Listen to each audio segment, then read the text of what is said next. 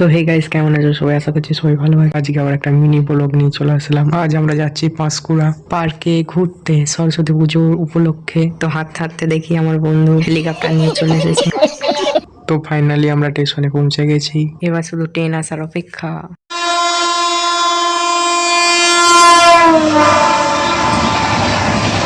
ট্রেনে তো উঠে পড়েছি, মনে হচ্ছে ট্রেনে কারেন্ট চলে গেছে, সেই জন্য ট্রেনটি দাঁড়িয়ে পড়েছে। আমার বন্ধু আবার ট্রেনে ধাক্কা দিতে গেছে যাতে ট্রেনটাই করে।